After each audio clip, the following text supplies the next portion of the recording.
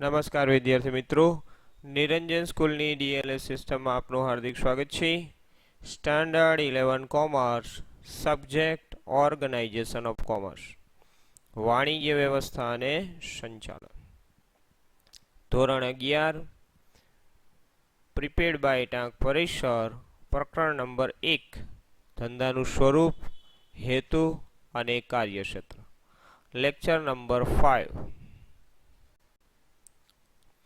આની પહેલાં આપણે લેક્ચર નંબર 4માં પ્રશ્ન નંબર 2 વિશેની ચર્ચા કરેલી, જેની અંદર આપણે ધંધાના વિશે અને ધંધાની લાક્ષણિકતાઓ વિશેની સમજણ મેળવેલી. હવે આવે છે પ્રશ્ન નંબર 3. એનું નામ છે ધંધાના આર્થિક હેતુઓ સમજાવો. આમ જોઈએ તો ધંધાના હેતુ એ રીતે પ્રશ્ન છે, પરંતુ આપણે બે પ્રશ્ન આ રીતે સેપરેટ લીધેલા છે, જેની અંદર ધંધાના હેતુઓના બે ભાગ પડે છે, એક આર્થિક હેતુ અને એક સામાજિક હેતુ.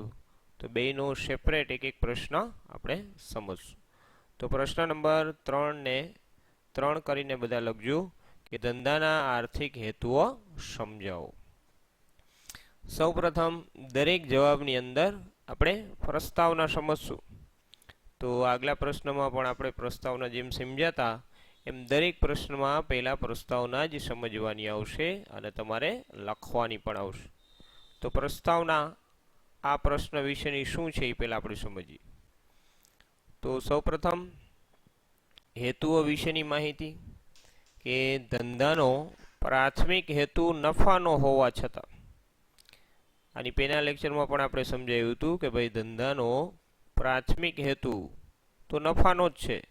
પ્રોફિટ વગર કોઈ બિઝનેસ ચાલી નહીં શકે. જો પ્રોફિટ નહીં હોય તો ધંધો બંધ કરી દેવામાં આવશે. તો એનો અર્થ એમ થયો કે કોઈ પણ બિઝનેસ અથવા ધંધાની અંદર પ્રાથમિક હેતુ નફાનો જ હોય છે.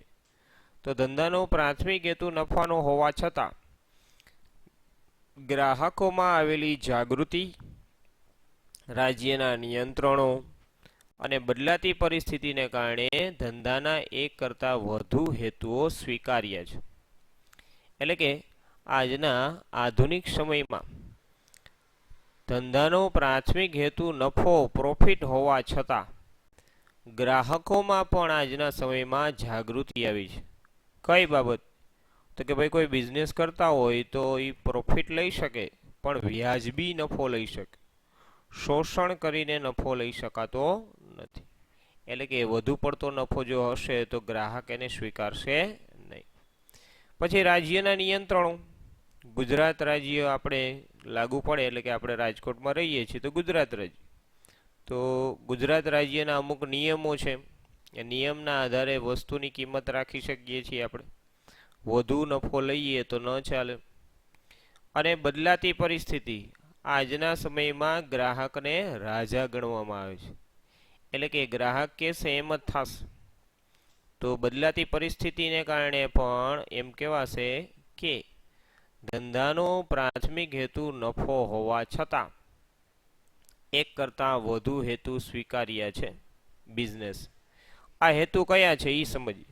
તો ધંધાના હેતુઓને બે ભાગમાં વહેંચેલા છે, એક આર્થિક હેતુ અને એક સામાજિક હેતુ. અહીંયા આપણને પ્રશ્ન આર્થિક હેતુનો છે, એટલે માત્ર આર્થિક હેતુ વિશે જ આપણે એની વાત ચર્ચા કરશું. બીજો પ્રશ્ન આના પછી આવશે, એમાં આપણે સામાજિક હેતુ વિશે. તો ધંધાના હેતુ બે. વિદ્યાર્થી મિત્રો યાદ રાખજો કે ધંધાના હેતુઓ કેટલા છે? બે, એક આર્થિક અને એક સામાજિક.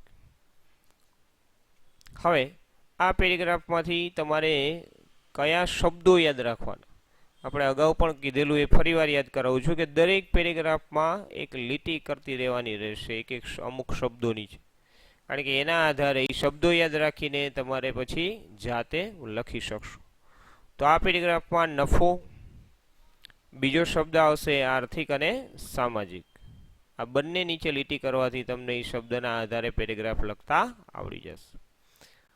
હવે જોઈએ કે ભાઈ ચિત્ર દ્વારા સમજ. આની પહેલાં પણ આપણે ચિત્રો દ્વારા ઘણી બધી સમજણ આપેલી.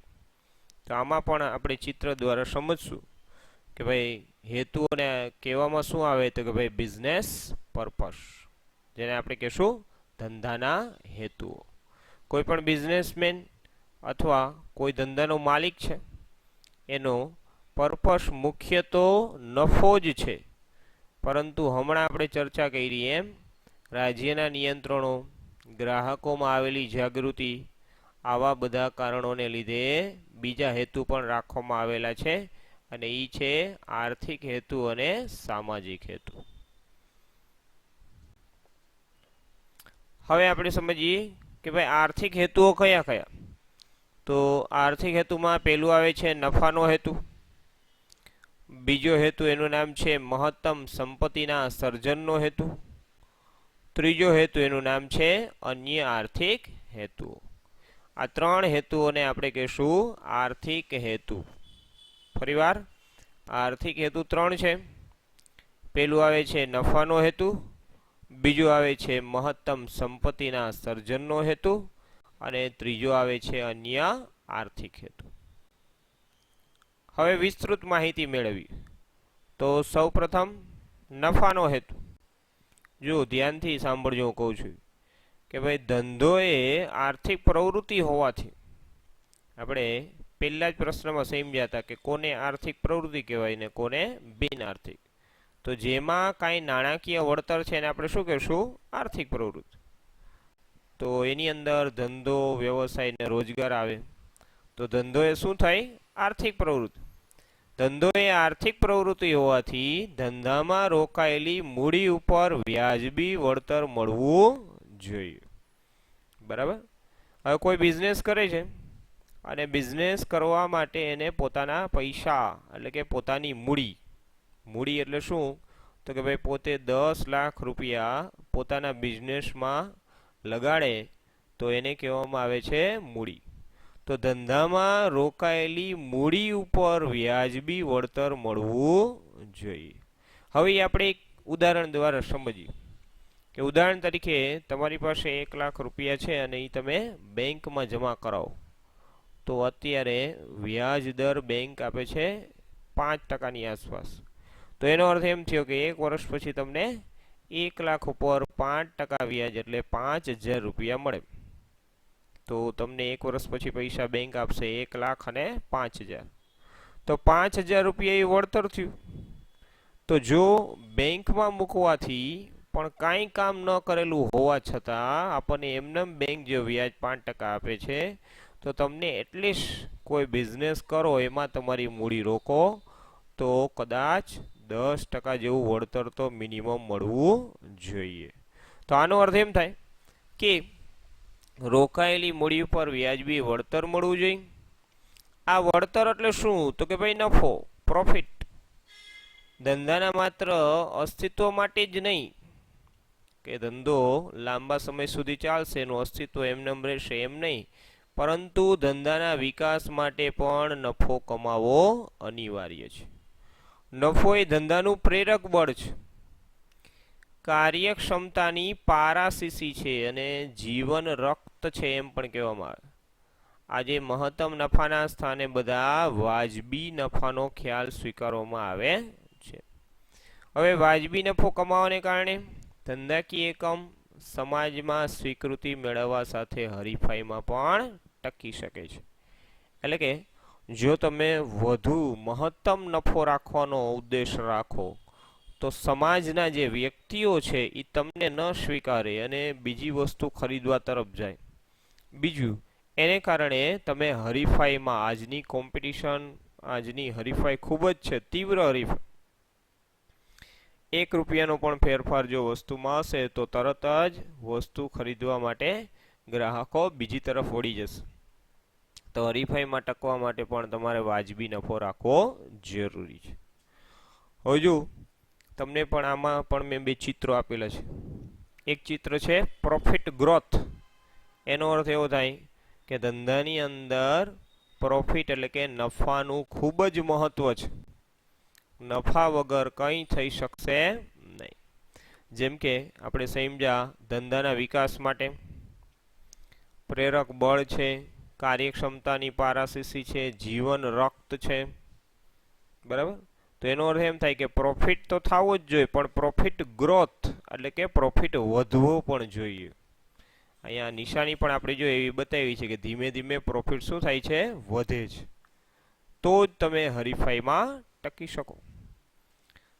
બીજા ચિત્રમાં જુઓ કે કંપનીના માલિક જે છે એના એમ્પ્લોયીને આવી રીતે સમજાવે છે કે જો આપણે દિવસે ને દિવસે નફો વધારશું તો જ આજની હરીફાઈમાં ટકી શકીએ છીએ, નહીતર ટકી ન શકાય. એ એક ચિત્ર દ્વારા સમજાવે છે એના એમ્પ્લોયીને કે ભાઈ કંપનીનો પ્રોફિટ અહીંયા ચાર્ટ દ્વારા સમજાવે, તો એના આધારે પણ ખબર પડે આપણને કે કોમ્પિટિશનમાં ટકવું હોય તો નફો વધવો જોઈએ, તો જ આપણે કોમ્પિટિશન અથવા હરીફાઈમાં ટકી શકીએ. હવે જો આગલા મુદ્દામાં જોયું એમ કે ભાઈ આની અંદર તમારે કયા શબ્દો યાદ રાખવાના. મૂડી પર વ્યાજબી વળતર, વળતર એટલે નફો, ધંધાના વિકાસ માટે, પ્રેરક બળ કાર્યક્ષમતા, વાજબી નફો અને હરીફાઈ. આવા શબ્દો નીચે તમારે લીટી કરી નાખવાની, જેથી કરીને તમે આખો પેરેગ્રાફ લખી શકો.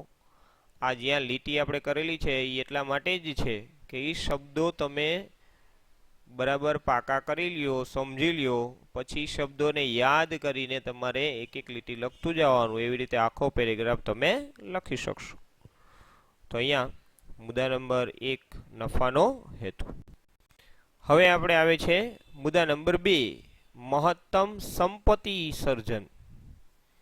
તો જો મેં પહેલા જ તમને એક ચિત્ર બતાવી દીધું, એ ચિત્રને તમે ધ્યાનથી જુઓ.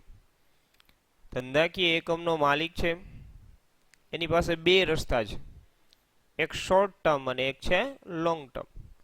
શોર્ટ ટર્મ એટલે ટૂંકા ગાળા અને લોંગ ટર્મ એટલે લાંબા ગાળા. તો હંમેશા ધંધાકીય એકમને શોર્ટ ટર્મમાં પ્રોફિટ મળે, નફો મળે, પરંતુ જો લોંગ ટર્મની વાત કરીએ, લાંબા ગાળા, શોર્ટ ટર્મ એટલે 1 વર્ષ 2 વર્ષ, પરંતુ લાંબા ગાળાની વાત કરીએ તો 10 વર્ષ. તો 10 વર્ષે જે ધંધાની અંદર ધીમે ધીમે નફો થતો હોય એ લાંબા ગાળે બની જાય છે સંપત્તિ. સંપત્તિ કયા સ્વરૂપે બને? તો કે ભાઈ સંપત્તિ બને છે, કોઈ ધંધાકીય એકમ છે એની પાસે મોટું બિલ્ડિંગ છે અને બિલ્ડિંગની કિંમત થતી હોય 5 કરોડ રૂપિયા, તો એ સંપત્તિ થઈ ગઈ. એવી રીતે બેંક બેલેન્સ છે, એ પણ સંપત્તિમાં ગણાય.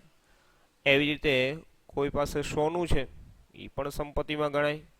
તો આવી રીતે લાંબા ગાળે મહત્તમ સંપત્તિ બને અને ટૂંકા ગાળામાં હંમેશા પ્રોફિટ બને એમ કહી શકીએ છીએ. હવે તમને સમજાશે, જો અંદરનું લખાણ આપણે સમજીએ છીએ કે નફાનો હેતુ ધંધાના વાર્ષિક કમાણી સાથે સંબંધ ધરાવતો ટૂંકા ગાળાનો ખ્યાલ છે. કોઈ પણ બિઝનેસમાં નફો એ શું છે? તો કે વાર્ષિક કમાણી, 1 વર્ષની કમાણી. અને એ શું છે? ટૂંકા ગાળાની વાત, 1 વર્ષની વાત છે એટલે ટૂંકા ગાળાની. મહત્તમ સંપત્તિનો સર્જનનો હેતુ શું હોય છે? લાંબા ગાળાનો.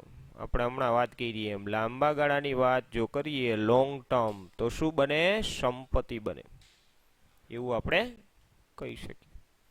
બરાબર. એવી જ રીતે આપણે એમ પણ કહી શકીએ કે લાંબે ગાળે ધંધાની સંપત્તિમાં વૃદ્ધિ થાય તેવી યોજના સ્વીકારવામાં આવે છે. લાંબે ગાળે જ્યારે સંપત્તિ બની જાય પછી સંપત્તિમાં વધારો થઈ જોવાનું, પ્રોફિટમાં વધારો થઈ જોવાનું નથી. જો કે આ માટે ધંધાએ મંદી જેવા સંજોગોમાં નફા કમાવાનો હેતુ જતો કરીને ધંધાની સંપત્તિ ટકાવી રાખવી. હવે આના માટે તમને અત્યારનું લેટેસ્ટ ઉદાહરણ જ આપી આપ કે લોકડાઉન દરમિયાન દરેક ધંધાકીય એકમ બંધ હતા. તો આવા સમયમાં જ્યારે 1-2 મહિના જેવી મંદીનો સમય આવી ગયો, તો ત્યારે કોઈ પણ બિઝનેસ નફો કમાવાનો હેતુ જે છે એ જતો કરી દે કે નફો ન મળે તો કાંઈ નહીં, પણ ધંધાની સંપત્તિ ટકી રહે એવા પ્રયત્નો કરશે. તો મહત્તમ સંપત્તિના સર્જનનો હેતુ ધંધાના માલિકના આર્થિક લાભ સાથે સંકળાયેલો છે એમ કહી શકીએ છીએ. એટલે વધુમાં વધુ સંપત્તિ બને, મેક્સિમમ વેલ્થ, વેલ્થ એટલે સંપત્તિ. તો મહત્તમ સંપત્તિના સર્જનનો હેતુ ધંધાના માલિકના આર્થિક લાભ સાથે સંકળાયેલ છે એમ કહી શકીએ છીએ. હવે જો આની અંદર પણ કયા શબ્દો યાદ રાખવાના, હવે તમને બરાબર સમજાણું હશે. ટૂંકા ગાળાનો ખ્યાલ તો નફો, મહત્તમ સંપત્તિ સર્જન લાંબા ગાળાનો ખ્યાલ, લાંબા ગાળે ધંધાની સંપત્તિમાં વૃદ્ધિ, ધંધાની સંપત્તિ ટકાવી રાખવી પડે, અને ધંધાના માલિકના આર્થિક લાભ. આવા શબ્દો તમે એની નીચે લીટી કરી નાખો અને આ શબ્દોના આધારે તમારે બીજો પેરેગ્રાફ લખી શકશો. હવે તમને વધુ ચિત્ર દ્વારા જોવું, બરાબર. આ બે ચિત્રો એટલા માટે જ છે કે ધીમે ધીમે દર વર્ષે જે આમાં ચિત્ર બતાવે એમ, જે કે ભાઈ દર વર્ષે આપણે નફો કમાઈ છે, અને જ્યાં એક જે સિક્કાની થપ્પી તમને દેખાય, 1 વર્ષ, 2 વર્ષ, 3, 4, 5, 6, 7, કોક વખત પ્રોફિટ વધારે હોય, કોક વાર ઓછો હોય, કોક વાર સાવ ઓછો પ્રોફિટ થાય. એવું તો દર વર્ષે થવાનું જ છે દરેક ધંધામાં. કોક વાર બહુ વધુ નફો એટલે કે પ્રોફિટ થઈ જશે. તો આવી રીતે 8 વર્ષ પછી શું બનશે? મેક્સિમમ વેલ્થ, મહત્તમ સંપત્તિ બની જશે.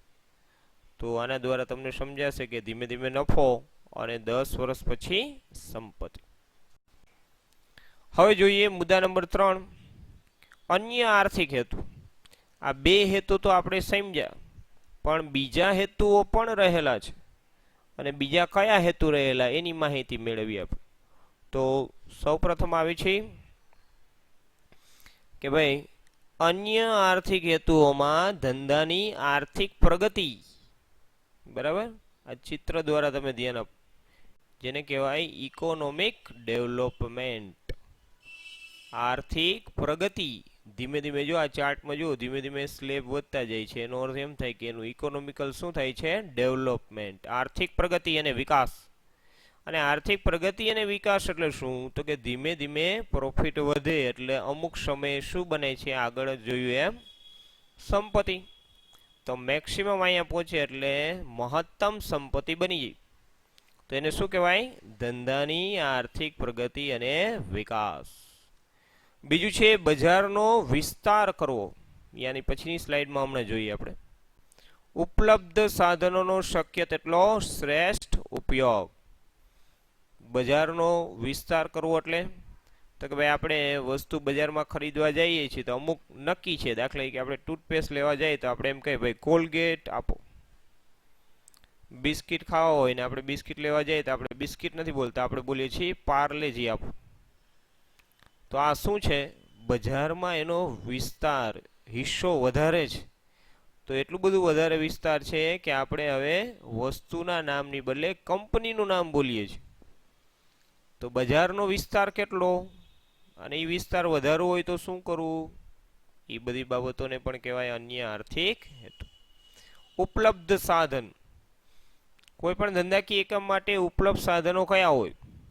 તો કે ભાઈ જમીન છે, યંત્રો છે, કર્મચારીઓ છે, આ બધા ઉપલબ્ધ સાધનો ગણવામાં આવે. મૂડી છે. આ ઉપલબ્ધ સાધનનો વધુમાં વધુ શ્રેષ્ઠ ઉપયોગ કેમ કરવો? એને પણ આર્થિક હેતુ કહેવાય. અને છેલ્લો મુદ્દો આવે છે આધુનિક ટેકનોલોજી. અત્યારે લેટેસ્ટ ટેકનોલોજી જેટલી પણ નવી નવી બહાર પડતી જાય છે, એ ટેકનોલોજી જો તમે અપનાવો તો તમારું કામ એકદમ સરળ બની જાય છે. જેમ કે સોફ્ટવેરનો ઉપયોગ કરવામાં આવે એકાઉન્ટ લખવા માટે, નામું લખવા માટે. તમારે એક સબ્જેક્ટ આવશે નામું, એ તમે અત્યારે ચોપડામાં શીખો છો, પછી કોમ્પ્યુટરાઇઝ શીખો તો તમને આધુનિક ટેકનોલોજી આવડી ગઈ કહેવાય. તો એ તમને આવડવાથી તમારા બિઝનેસ, તમે જ્યાં નોકરી કરતા હોય અહીંયા એકાઉન્ટ નામું એકદમ સરળ રીતે લખાય. તો આધુનિક ટેકનોલોજી અપનાવી એને પણ એક અન્ય આર્થિક હેતુ કહેવામાં આવે છે. હવે જો ઇકોનોમિક ડેવલપમેન્ટ આ ચિત્ર દ્વારા તમને સમજાશે. બીજું ચિત્ર છે એ છે એની પહેલા કઈ જગ્યાએ લીટી કરવાની યાદ રાખજો. આર્થિક પ્રગતિ, વિકાસ, બજારનો વિસ્તાર, ઉપલબ્ધ સાધન, શક્ય તેટલો શ્રેષ્ઠ ઉપયોગ અને આધુનિક ટેકનોલોજી.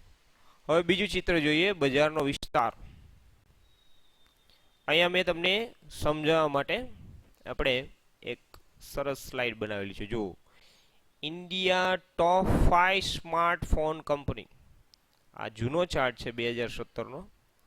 એની અંદર માર્કેટ શેર, બજારનો હિસ્સો કેટલો છે એ બતાવે છે. જો ચાર્ટ દ્વારા નીચે જે છે એ લખ્યું છે સેમસંગ, પછી રેડમી ને એના ફોન આવે છે ઝાયમી, લેનોવો, વિવો, ઓપ્પો અને અધર.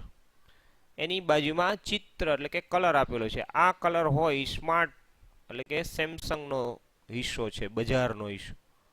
પછી બીજો આવો કલર છે એ એના માટે છે, લેનોવા માટે આ કલર છે, વિવો માટે આવો કલર, ઓપ્પો માટે આવો કલર. તો આપણે પેલું જોઈએ. જો સેમસંગ, તો 100% એટલે કે 100 માણસોમાંથી કેટલા સેમસંગના ફોન ખરીદતા 2017માં? તો આ કલર ક્યાં બતાવે છે? જો ધ્યાનથી, કેટલો હિસ્સો છે? 23.5. 100% બજારમાંથી 23% તો સેમસંગના ફોન ખરીદતા 2017માં. એવી રીતે રેડમી ને રેડમી નોટ ને આ બધા જે ફોન છે એ કંપનીમાં કેટલા છે? એમાં પણ 23.5. પછી લેનોવામાં કેટલા છે? 9% બજારનો હિસ્સો છે. વિવો 8.5, ઓપ્પો તો કે ભાઈ 7.9, અને અધર એટલે કે બીજા જે કંપનીઓ છે જે લોકલ લેવલે હોય કે કોઈ અમુક સ્ટેટમાં જ વધુ વેચાણ થતું હોય એવી બીજી બધી કંપનીનું વેચાણ કેટલા ટકા છે? 27.6. તો આના ઉપરથી આપણે એમ કહી શકીએ કે સેમસંગ જેવી કંપનીઓ વધારે મોબાઈલ વેચતી 2017ની વાત છે. તો આ માર્કેટ હિસ્સો કહેવાય. આને શું કહેશું? બજારનો હિસ્સો. આ બજારનો હિસ્સો 23.5 છે, એની બદલે 27 કરવો છે, તો એ પણ આર્થિક હેતુ છે. એ પણ આર્થિક હેતુ છે. એવી રીતે વિવો કંપની છે એને 8.5 છે, એ 8 માંથી 9 કે 10% ઉપર જવું છે, તો એ પણ આર્થિક હેતુ જ ગણાશે, પણ અન્ય આર્થિક હેતુમાં આવશે. તો આ રીતે તમને એક આ સરસ મજાના ઉદાહરણ દ્વારા તમે સમજાયું કે ભાઈ આને બજાર હિસ્સો વધારવો એ મુદ્દો કહેવાશે. હવે જો અહીંયા આપણે વાત કરશું તો કે ભાઈ યંત્રો, બરાબર, કોઈ કંપની પાસે યંત્રો છે, આ લેટેસ્ટ યંત્રો છે, એના દ્વારા કાર બનાવે છે, બરાબર. તો અહીંયા આ યંત્ર છે એ કંપની માટે શું છે? ઉપલબ્ધ સાધન. બીજું છે પૈસા, મૂડી. ધંધાના માલિક શું લઈ આવે? પોતાના ધંધામાં મૂડી. તો પોતાની જે મૂડી લઈ આવ્યા છે એ મૂડીનો હેતુ રાખે અને એનો શ્રેષ્ઠ ઉપયોગ, વધુમાં વધુ વળતર મળે એવી યોજના બનાવે, તો એને પણ આર્થિક હેતુ કહેવાશે. ત્રીજું છે કર્મચારીઓ. ધંધાકીય એકમની અંદર ઘણા બધા કર્મચારીઓ કામ કરતા હોય છે. આ ત્રણેય બાબત, યંત્ર, મૂડી, કર્મચારી, આ બધાનો શ્રેષ્ઠ ઉપયોગ કરવો એ પણ અન્ય આર્થિક હેતુ ગણવામાં આવે છે. પછી ટેકનોલોજી. ચોથો મુદ્દો આપણે આવ્યો તો અન્ય આર્થિક હેતુમાં લેટેસ્ટ ટેકનોલોજી અપનાવી. પછી ટેબ્લેટ થ્રુ હોય, લેપટોપ થ્રુ હોય, સ્માર્ટફોન થ્રુ હોય, બરાબર. તો તમે નવી ટેકનોલોજી અપનાવો છો, એને પણ એનો શ્રેષ્ઠ ઉપયોગ કરો, તો એને પણ અન્ય આર્થિક હેતુ કહેવામાં આવશે. ઘણા બધા 2017ના પણ લેટેસ્ટ ગેઝેટ એટલે કે સ્માર્ટફોન ને બધી વસ્તુઓ વિશેની માહિતી અહીંયા ચિત્રમાં તમને ખબર પડશે. તો આ બધું શું છે? ટેકનોલોજી, બરાબર. તો અન્ય આર્થિક હેતુમાં આધુનિક ટેકનોલોજી અપનાવી એ પણ કહી શકાય અન્ય આર્થિક હેતુ. તો આ રીતે તમને આ એક પ્રશ્ન સમજાવવાનો હતો કે જે એને કહેવામાં આવે છે ધંધાના આર્થિક હેતુઓ. આ ત્રણ આર્થિક હેતુઓ વિશે માહિતી મેં તમને આપેલી છે. આ તમે એકવાર વિડીયો બરાબર ધ્યાનથી જોઈ લ્યો. એ વિડીયો જોઈ એકવાર આ જ પ્રશ્નોની જે તમને પીડીએફ હું તમને મોકલું છું સાથે, એ પીડીએફમાં જોઈને એકવાર લખો. પછી એ જ જવાબ એક રફ બુકમાં તમારે જોયા વિના લખવાનો પ્રયત્ન કરવાનો છે. જે આ રીતે તમે લખતા જશો દરેક પ્રશ્નો, તો તમને બરાબર સમજાઈ જશે અને દરેક પ્રશ્ન વિશેની માહિતી તમને મળતી જશે. હું તમને બને ત્યાં સુધી દરેકમાં શક્ય હોય તો ઇમેજ એટલે કે ફોટો મોકલું છું, કે જેથી કરીને તમને વ્યવસ્થિત સમજાઈ જાય અને કોઈ પ્રશ્ન ન રહે. તો આ વિડીયો જોવા બદલ ખૂબ ખૂબ આભાર. Thank you. આ વિડીયોને લાઈક, શેર કરો અને સબસ્ક્રાઈબ કરજો, જેથી કરીને વારંવાર તમને જે પણ લેક્ચરના વિડીયો દરરોજ મોકલે એ તમને મળતા રહે. Thank you very much.